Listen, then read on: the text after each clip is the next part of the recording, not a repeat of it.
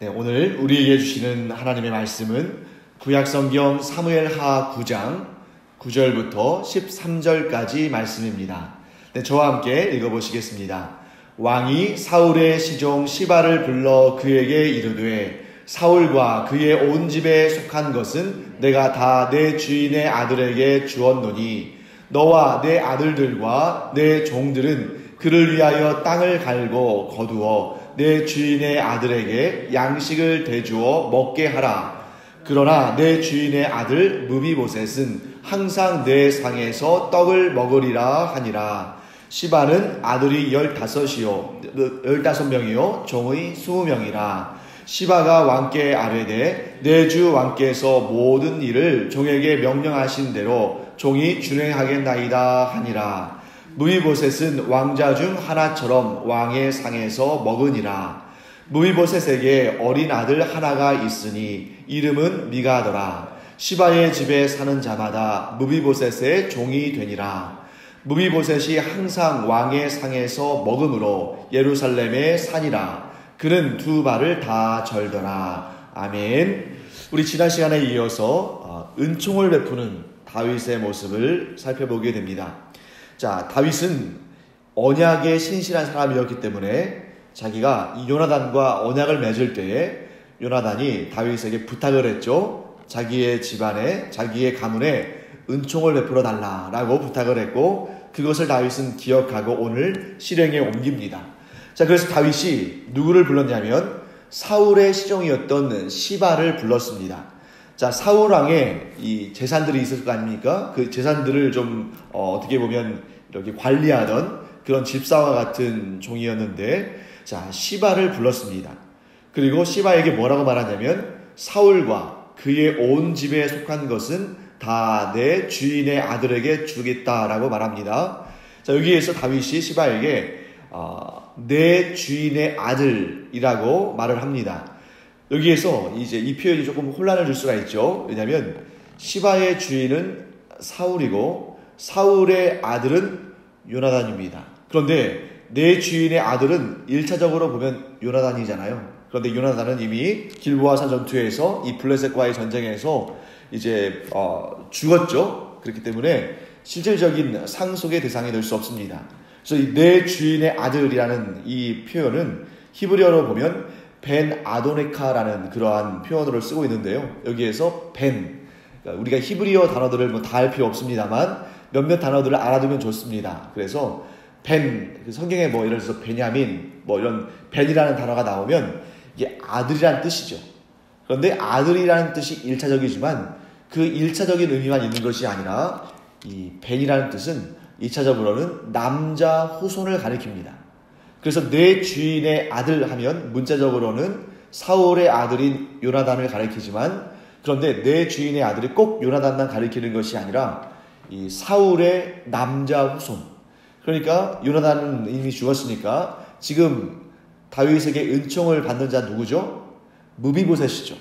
뿐만 아니라 오늘 본문의 후반부를 보면 우리가 알 수 있습니다만 무비보셋에게 또한 어린 아들이 한 명 있었습니다. 그의 이름은 미가입니다. 그래서 무비보셋과 미가에게 이 모든 재산들을, 사울왕의 재산들을 주겠다. 자, 여기에서 다윗이 말로만 은총을 베푼 것이 아니라 실질적인 은총을 베풀었다는 데에 우리는 주목해야 됩니다. 왜냐하면 이 사울 왕조가 무너지고 다윗 왕조가 시작됐기 때문에 이 전대의 즉 사울의 모든 재산과 권세는 다윗에게 복속이 된 것이고, 그래서 다윗이 사울 왕조의 재산이나 권세를 그의 살아남은 자손들인 무비보셋이나 미가에게 주지 않는다 할지라도 전혀 문제가 안 됩니다.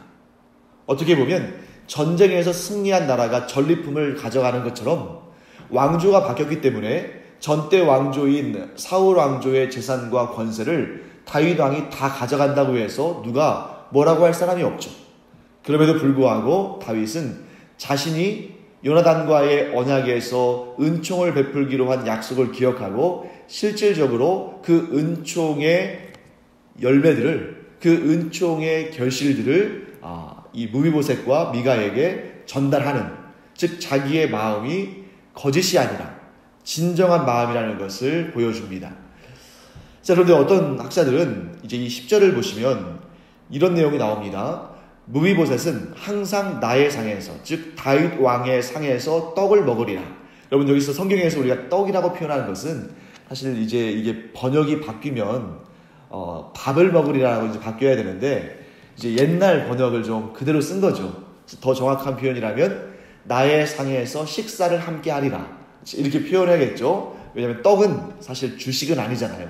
근데 여기에 이제 빵과 같은 종류이기 때문에 옛날 우리 조상들이, 우리 믿음의 선배들이 이 빵을 번역할 때 밥이라고 번역했으면 좋았을 텐데, 이제 빵을 그 당시에는 주식으로 먹지 않던 우리 조상들이니까 떡으로 번역했는데, 그러니까 사람이 떡으로만 살 것이 아니요, 이 말씀도 사실 어감이 완전히 와닿지는 않죠. 왜냐하면 보통 우리가 떡을 주식으로 삼지 않기 때문에 사람이 떡으로 사는 것은 아니잖아요.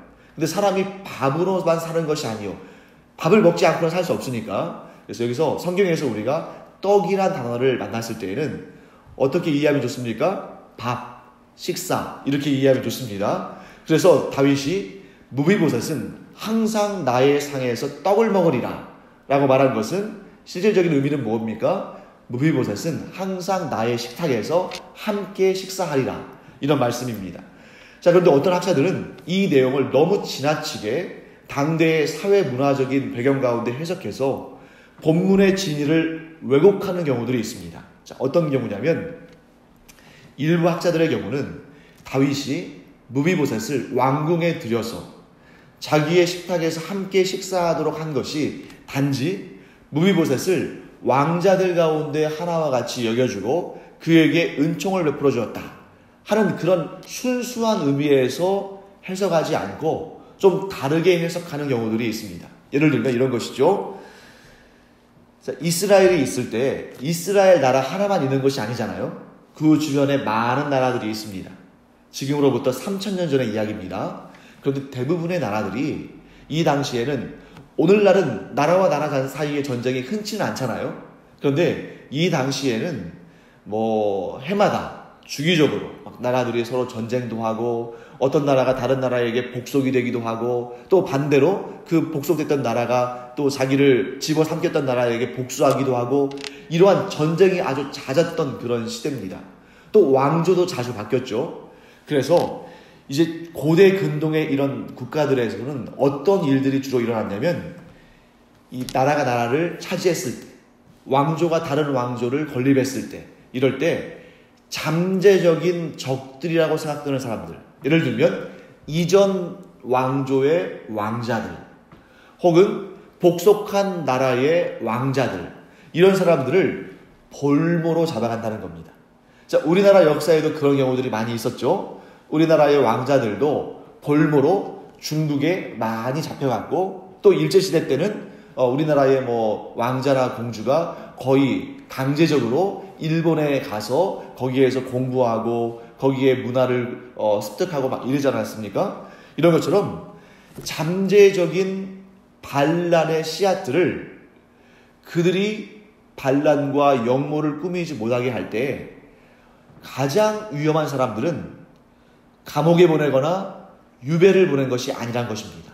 그러니까 오히려 좀 그 비중이 적은 사람들, 또 반란의 위험이 적은 사람들은 먼 곳으로 유배도 보내고 감옥에 가두기도 했지만 정말 큰 위험이 있을 사람들, 즉 이전 왕조의 왕족들이나 또 복속한 나라의 왕자들을 오히려 이 왕의 왕궁에 들여서 가장 가까운 곳에서 감시하고 통제한다는 것입니다.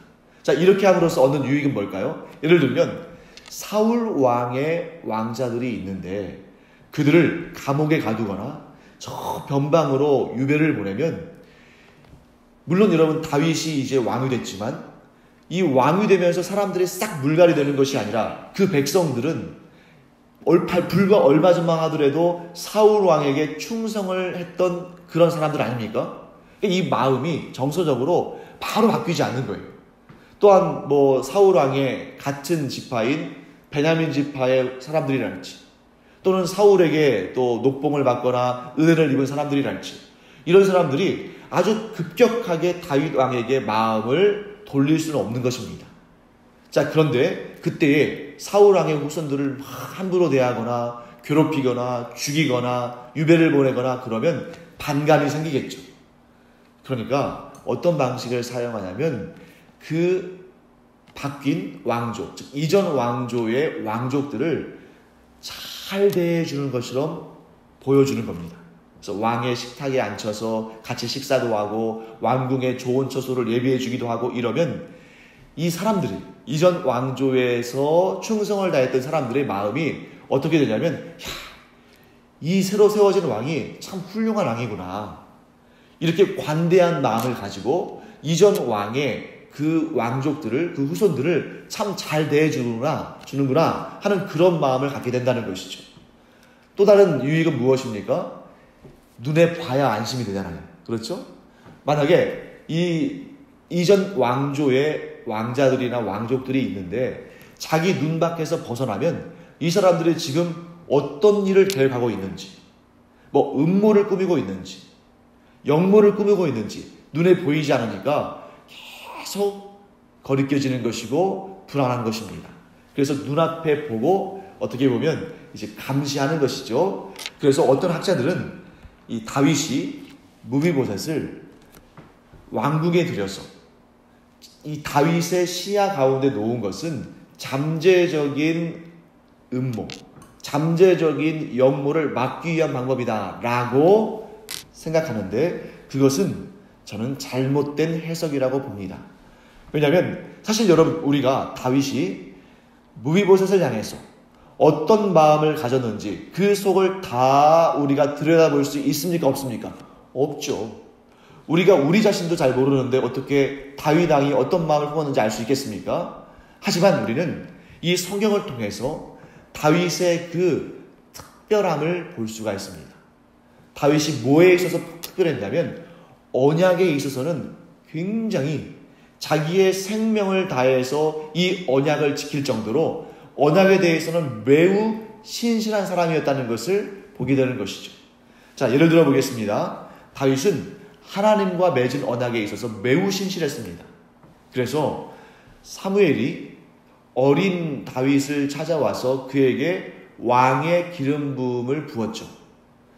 그러나 다윗은 그 기름 부음을 끝까지 믿었습니다.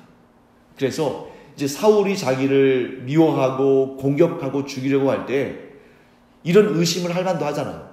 내가 어렸을 때에 하나님께서 사무엘 선지자를 보내셔서 나에게 기름 부음을 주셨는데 이거 하나님께서 거짓말 하신 거 아닐까? 하나님께서 이 기름 부음의 언약을 파기하신 것 아닐까? 이러면서 얼마든지 하나님을 향해서 원망할 수도 있고 소망을 잃어버릴 수도 있는데 그렇게 하지 않았다는 겁니다. 즉 다윗은 하나님과의 언약에 있어서 끝까지 그 언약을 믿고 신실하게 그 언약을 지켰다는 것을 알 수 있습니다. 자, 두 번째, 다윗은 자기뿐만 아니라 다른 사람이 하나님과 맺은 언약에 대해서도 신실했습니다. 자, 하나님께서는 다윗에게 기름 부음을 행하시기 전에 누구에게 왕의 기름 부음을 허락하셨습니까? 사울이죠. 그러니까 하나님께서 사울에게 이 언약, 왕으로 세운다는 언약을 맺으시면서 그에게 기름 부음을 부으셨기 때문에 사울 왕이 자기 자신을 괴롭히고 심지어 죽이려 할 때에도 자기가 사울을 제거할 기회를 얻었음에도 불구하고 그 일을 실행하지 않았습니다. 왜냐하면 사울 왕과 하나님 사이의 언약도 매우 소중한 것으로 반드시 지켜야 할 것으로 알았기 때문이에요. 또 다윗은 자신과 사람, 즉 사람과 사람 사이에 맺은 언약에도 충실했습니다. 대표적인 것이 무엇입니까? 다윗이 요나단과 맺은 언약에 충실했다는 거죠. 그래서 요나단이 죽었습니다. 자기와 약속을 맺은, 언약을 맺은 요나단이 죽었어요. 그러니까 이 언약을 지키지 않아도 누가 뭐라고 하겠습니까? 당시에 다윗과 요나단 사이에 맺은 언약은 아주 은밀하게 딱 2명만 있을 때 맺은 거기 때문에 요나단이 죽었기 때문에 다윗이 그 언약을 지키지 않아도 아무도 모르는 거죠. 그럼에도 불구하고 다윗은 자기가 이제 권세가 안정이 되고 언약을 지킬 만한 상황이 됐을 때에 수소문해서 누구를 찾습니까? 요나단의 혈육인 무비보셋을 찾았죠. 그러면 여러분, 이러한 일련의 모습들, 다윗이 자신과 하나님 사이의 언약에 신실했고, 또 다른 사람과 하나님 사이의 언약도 지켜주려고 노력을 했고, 또 사람과 사람 사이에 맺은 언약도 이렇게 신실하게 지켜주는데, 무비보셋을 견제해서 자기의 식탁에서 함께 식사를 하는 그러한 왕궁에서의 삶을 의도한 것입니까? 아니면 언약을 지키기 위해서 무비보셋이 자기의 식탁에서 함께 먹도록 했겠습니까? 후자인 거죠. 그래서 여러분, 다윗은 이렇게 우리가 정리하면 좋겠습니다. 언약에 신실한 사람이고 은총을 베푸는 사람이다. 여러분, 하나님과 우리 사이의 언약, 사람과 사람 사이의 언약에 충실한 사람은 진정 하나님께 기쁨이 되는 사람입니다. 왜냐하면 그런 모습 하나하나를 통해서 우리가 어떤 삶을 살게 될지를 하나님은 아신다는 거죠. 우리가 작은 언약에 신실하지 못하면 당연히 큰 언약에도 신실하지 못합니다. 또한 큰 언약에 신실한 사람은 아주 작은, 사람들의 눈에 띄지도 않는 그런 언약에도 신실하게 지킵니다.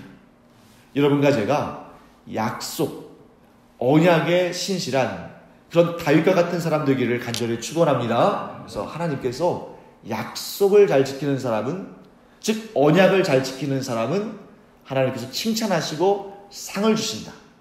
그러면 우리에게 주신 하나님의 그 약속, 언약 가운데 최고의 언약은 무엇입니까? 십자가 언약인 것이죠. 그리스도의 십자가의 언약. 그 언약은 바로 예수님께서 우리 죄를 대신 갚기 위해서 십자가에 달려 죽으셨고, 그 십자가의 죽으심을 믿는 자마다 구원을 베푸신다는 이 언약이야말로 최고의 언약 중의 언약입니다.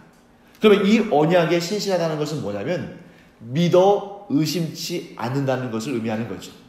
사랑하는 성도 여러분, 여러분과 제가 예수님께서 내게 베푸신 그 십자가의 대속의 은총을 결코 버리지 아니하고, 결코 저버리지 아니하고 이 믿음을 끝까지 간직함으로 말미암아 하나님 앞에 의롭다 여기심을 받는 여러분과 제가 되기를 간절히 축원합니다. 자, 그 다음에 12절 말씀 보시면 무비보셋에게 어린 아들 미가가 있다는 그러한 정보가 나오죠.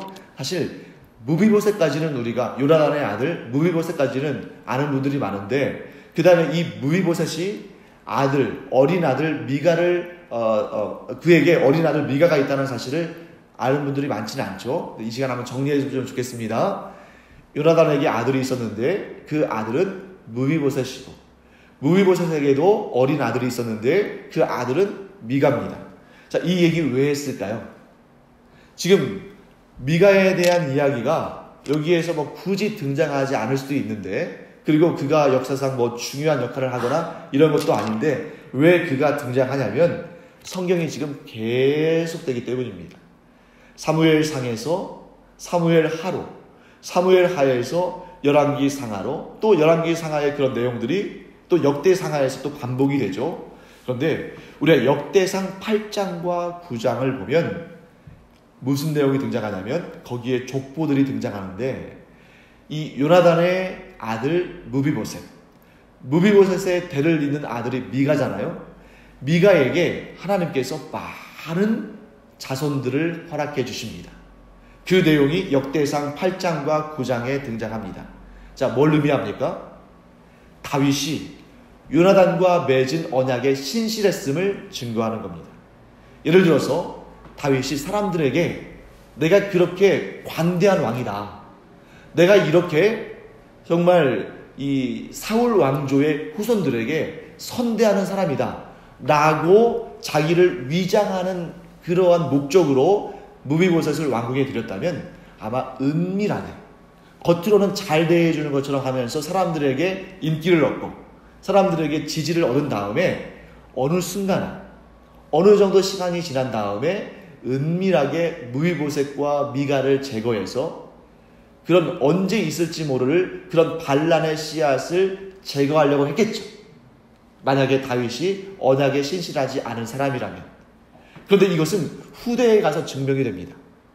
다윗이 요나단의 아들인 무비보셋과 손자인 미가에게 언약에 신실한 은총을 베풀었기 때문에 미가에게서 많은 후손이 나와서 그 가문이 또 번성하는 그런 모습을 보게 되고, 그것은 곧 다윗이 요나단과 맺었던 그 언약에 신실했다는 명확한 증거가 됩니다. 사랑하는 성도 여러분, 하나님은 우리를 판단하실 때에 우리의 속마음을 다 아시지만 동시에 우리의 행위를 가지고도 우리를 판단하십니다. 어떻게 판단하느냐? 자, 우리가 온전한 예배를 통해서 하나님을 경배할 때 하나님은 우리의 신실함을 기억하시죠. 근데 뿐만 아니라 우리가 다른 사람들을 어떻게 대하느냐, 우리가 우리의 이웃들을 어떻게 대하느냐, 우리가 우리 이웃들에 대해서 사랑을 베푸느냐, 즉 은총, 헤세드를 베푸느냐, 아니면 그들을 괴롭게 하고 그들을 이용해서 자기 자신의 유익을 구하느냐, 이런 모습을 통해서 우리가 하나님을 향해 어떤 마음을 가지고 있는지를 확인하십니다. 그래서 예수님께서 뭐라고 말씀하시냐면 이 어린 자들에게, 이 작은 자들에게 행한 것이 곧 나에게 행한 것이다 라고 말씀하시는 것이죠. 왜냐하면 하나님 사랑과 이웃 사랑은 따로 가는 것이 아니라 함께 가는 것이기 때문입니다. 하나님을 사랑하는 사람은 당연히 이웃을 사랑하는 사랑으로 연결됩니다.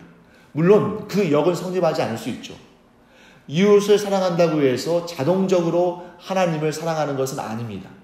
하지만 하나님을 사랑하는 자는 반드시 이웃에게 은총을 베푸는 사랑으로 그 사랑을 드러낸다는 것이죠. 그러므로 여러분, 우리가 하나님을 사랑하는 사람들로서 우리의 그 사랑을 이웃을 사랑하는 그런 삶의 모습들로 드러내고 증거하는 여러분과 제가 되기를 간절히 축원합니다. 또한 하나님은 그렇게 이웃을 사랑하고 이웃에게 은총을 베푸는 자를 기뻐하시기 까닭에 그냥 놔두지 않으셔요. 그러면 하나님은 어떻게 하시는가? 하나님의 사랑을, 하나님을 향한 사랑을 이웃사랑으로 실천하는 자에게 이 땅에서도 복을 주시고 천국에서도 영원한 상급을 주실 줄 믿습니다. 이 원리는 성경 66권에 얼마나 많이 등장하고 있는지 모릅니다. 그래서 여러분과 제가 이것을 실천함으로 말미암아 하나님께 복을 받고 또한 영원한 상급을 받게 되는 그런 은혜가 있기를 간절히 축원합니다. 기도하겠습니다. 하나님, 주님의 은혜 감사드립니다. 다윗이 그의 언약에 신실해서 무비보셋과 또한 그의 아들 미가에게 은총을 베풀었을 때에 하나님께서 그것을 기뻐하신 줄 믿습니다. 하나님, 저희도 다윗과 같이 언약에 신실한 자들 되게 하여 주시옵시고 또한 다윗과 같이 직접적인 은총을 베풀므로 말미암아 하나님, 저희도 다윗이 누렸던 그 복을 누림과 같이 저희가 이웃을 향해서 은총을 베풀고 사랑을 베풀며 하나님의 은혜를 풍성히 누리며 살게 하여 주시옵소서. 감사드리며 예수님의 이름으로 축복하며 기도합니다. 아멘. 이제는 우리 주 예수 그리스도의 은혜와 하나님 아버지의 무한하신 사랑과 성령의 감동, 감화, 위로, 교통하심이 이 시간 은총을 베푼 다윗처럼 이웃들에게 은총을 베풀며 삶으로 말미암아 하나님께 복을 얻고 또한 영원한 상급을 얻게 될 주님의 사랑하시는 자녀들 위에 이제로부터 영원토록 함께 있을지어다. 아멘. 이 시간 우리 주변을 돌아보면서 우리의 은총이 필요한 자들에게 은총을 베풀므로 우리가 또 사랑을 전달하고 또 하나님의 은혜를 얻는 복된 우리의 삶이 되기를 축원합니다. 기도하겠습니다.